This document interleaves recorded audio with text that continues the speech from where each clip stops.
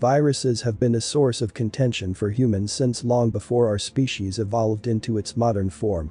Vaccines and antiviral drugs have allowed us to keep some viral diseases from spreading widely and have helped sick people recover. For one disease, smallpox, we've been able to eradicate it, wiping out new cases around the world. But we're still a long way from defeating viruses. Several viruses have jumped from animals to humans in recent decades, causing large outbreaks that have claimed thousands of lives. The viral strain that caused the 2014 to 2016 West African Ebola outbreak kills up to 90% of those infected, making it the most lethal member of the Ebola family. But there are other viruses out there that are just as dangerous, if not more so. Some viruses, such as the novel coronavirus that is causing outbreaks around the world, have lower fatality rates, but still pose a serious threat to public health because we do not yet have the means to combat them. Here are the top 12 most lethal killers, ranked by the likelihood that a person will die if infected with one of them, the sheer number of people they have killed, and whether they are a growing threat. The first is the Marburg virus. Marburg virus was discovered in 1967 when small outbreaks occurred among lab workers in Germany who had been exposed to infected monkeys imported from Uganda. The Marburg virus is similar to Ebola in that both can cause hemorrhagic fever, which means that infected people develop high fevers and widespread bleeding, which can lead to shock, organ failure, and death. According to the World Health Organization, the mortality rate in the first outbreak was 25%, but it was more than 80% in the 1998 to 2000 outbreak in the Democratic Republic of the Congo, and more than 80% in the 2005 outbreak in Angola. The second is the Ebola virus. In 1976, the first known Ebola outbreaks in humans occurred simultaneously in the Republic of Sudan and the Democratic Republic of the Congo. Ebola is spread through contact with infected people's or animals' blood or other bodily fluids or tissue. One strain, Ebola resistant, does not even cause illness.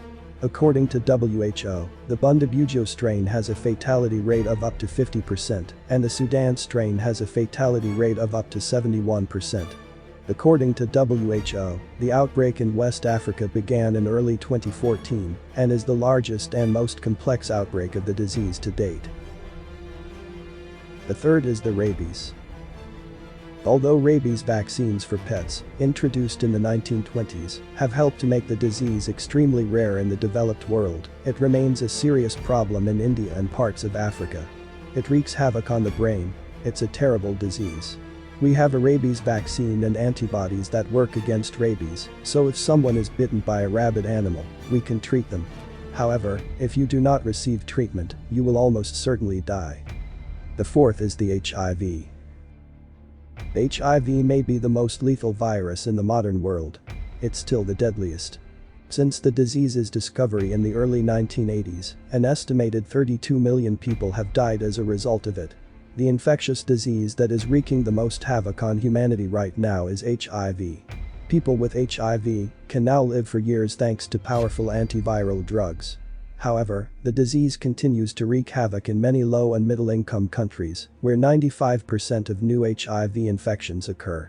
Almost 1 in every 25 adults in the WHO African region is HIV positive, accounting for more than 2/3 of all HIV patients worldwide. The fifth is the smallpox. The World Health Assembly declared the world free of smallpox in 1980.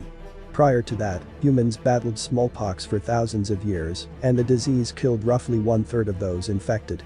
It left deep, permanent scars and, in many cases, blindness in its wake.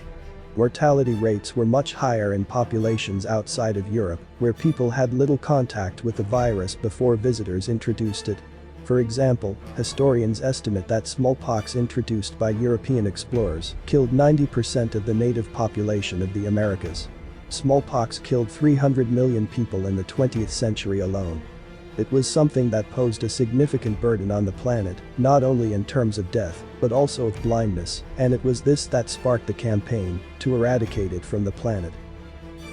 The hantavirus is the sixth. Hantavirus pulmonary syndrome, HPS, first received widespread attention in the United States in 1993, when a healthy, young Navajo man and his fiancée living in the Four Corners region of the country died within days of developing shortness of breath.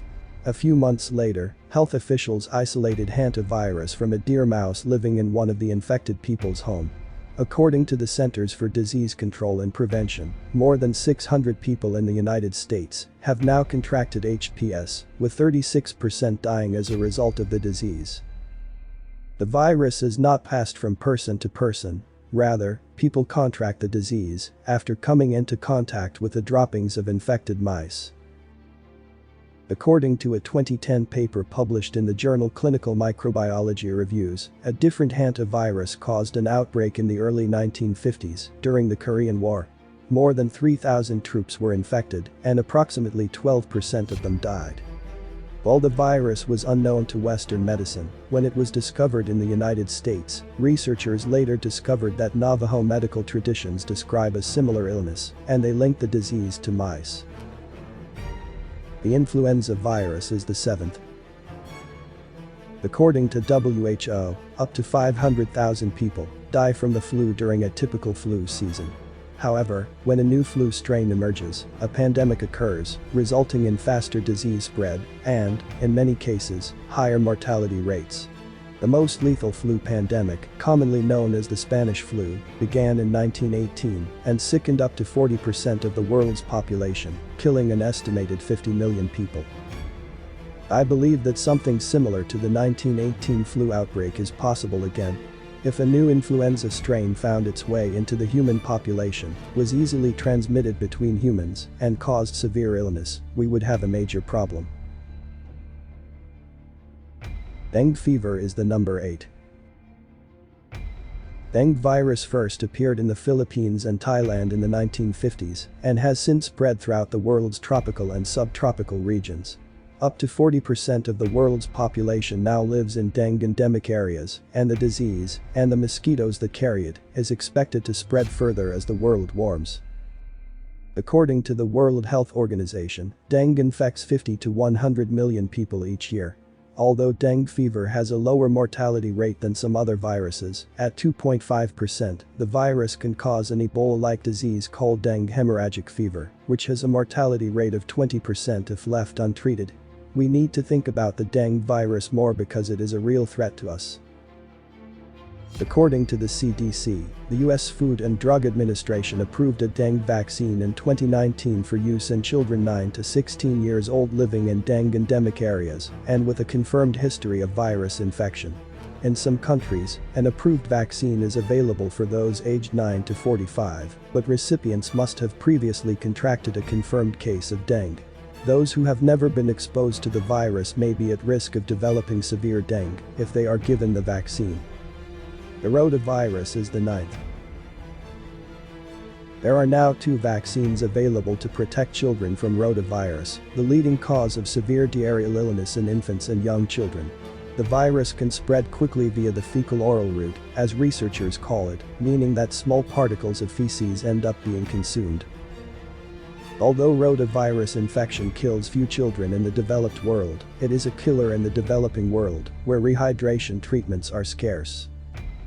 According to the WHO, 453,000 children under the age of 5 died from rotavirus infection worldwide in 2008. However, countries that have implemented the vaccine have seen significant reductions in rotavirus hospitalizations and deaths. The SARS-CoV is the 10th. According to the WHO, the virus that causes severe acute respiratory syndrome, or SARS, first appeared in 2002 in the southern Chinese province of Guangdong. The virus most likely began in bats and then spread to nocturnal mammals known as civets before infecting humans. After causing an outbreak in China, SARS spread to 26 countries, infecting over 8,000 people and killing over 770 over the course of 2 years.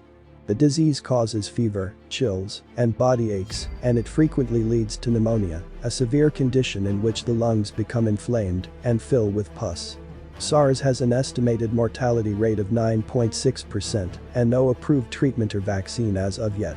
According to the CDC, no new cases of SARS have been reported since the early 2000s. SARS-CoV-2 is the 11th virus. SARS-CoV-2 is a coronavirus that was discovered in December 2019 in the Chinese city of Wuhan. It belongs to the same large family of viruses as SARS-CoV. The virus, like SARS-CoV, most likely originated in bats and passed through an intermediate animal before infecting humans. Since its discovery, the virus has infected tens of thousands of people in China and thousands more around the world. The ongoing outbreak prompted a widespread quarantine of Wuhan and surrounding cities, travel restrictions to and from affected countries, and a global effort to develop diagnostics, treatments, and vaccines. COVID-19, the disease caused by SARS-CoV-2, has an estimated mortality rate of about 2.3%. People who are older or have underlying health conditions appear to be at higher risk of developing severe disease or complications. Fever, dry cough, and shortness of breath are common symptoms, and the disease can progress to pneumonia in severe cases. MERS-CoV is the number 12. Middle East Respiratory Syndrome, or MERS, was caused by a virus that caused an outbreak in Saudi Arabia in 2012 and another in South Korea in 2015. The MERS virus is a member of the same virus family as SARS-CoV and SARS-CoV-2, and it most likely originated in bats as well. The disease infected camels before infecting humans, causing fever, coughing, and shortness of breath in those who are infected. MERS frequently progresses to severe pneumonia and has an estimated mortality rate of 30% to 40%, making it the most lethal of the known coronaviruses that jumped from animals to humans. Thank you for watching. Please like the video and subscribe for more.